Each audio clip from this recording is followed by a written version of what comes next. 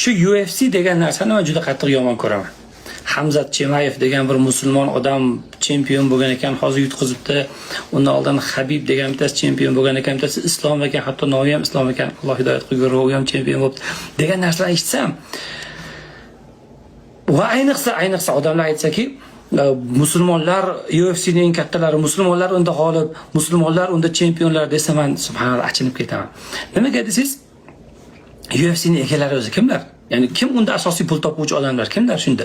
Ular bir-biri bilan urushib, qoni to'kilib, boshqa qilib, hayvondek masalan qafasga solinib, o'shaning orqasidan pul topayotganga o'xshaydi. Lekin ortida kimlar turibdi?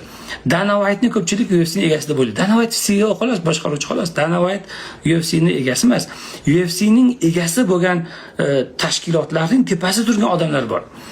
O'sha TKO degan kompaniya UFC'ni xo'jayini. TKO'ning CEOsi u ham bir CEO, lekin Ari degan odam, Ari Emanuel degan odam bu eng katta yahudiylardan. Buni otasi Isroil degan davlat tashkil topishiga xizmat qilgan birinchi odamlardan bo'lgan.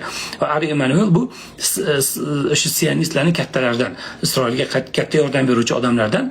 Va o'sha 2023-2024-yillarda G'azoda qilingan genotsid va bu genotsidni biz aytmayapmiz, BMT aytib turibdi. BMT tomonidan urush jinoyati deb olingan bu urush jinoyati sodir bo'layotgan, qonxo'rlik bo'layotgan joylarda Ari Emanuel shuni qo'llab-quvvatlagan. Mana shu yaxshi bo'lyapti, haqqli urush bo'lyapti degan odam. Mana shu UFC'ning egasi mana. UFC'ning egasi bo'lgan TKO kompaniyasining CEOsi.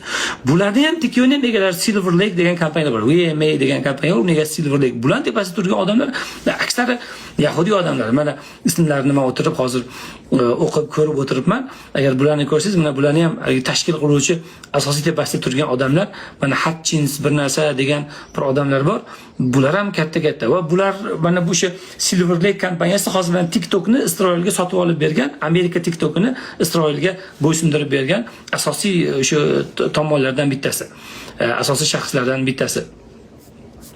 Va shu uchun hayron bo'lamanki, to'g'ri qafasda urushayotgan hayvonga o'xshab urushayotgan musulmonlar bo'lishi mumkin, lekin birinchidan u islomiy narsa emas. Bu yerda yalang'och yurgan ayollar, musiqalar, boshqa fahsh narsalar, erkak ayollar aralashib qurilish yurishi, avratlar ochirib jang qilishi. Hozir bir ayol kishi agar yarim yalang'och chiqib olib, masalan, ichki kiyimlarda chiqib olib, Alloh akbar desa, siz jahli chiqadi-yu. Nimaga erkak kishi avratni ochib chiqib Alloh akbar desa, siz buni qahramonlik deb olasiz? Uning ortida pul topib turgan odamlar mutlaqo islomga qarshi harakat qilayotgan odamlar va musulmonlarning qonini to'kayotgan odamlar. Shunday ekan, subhanalloh, musulmonlar UFC'ni ushlab turibdi emas, musulmonlar UFC'da hayvon bo'lib beryapti va zooparkning egalari afsuski mutlaqo hammaga ma'lum bo'lgan boshqa tomondagi o'sha Isroilni qo'llab-quvvatlayotgan odamlar. Buni o'ylash kerak, subhanalloh.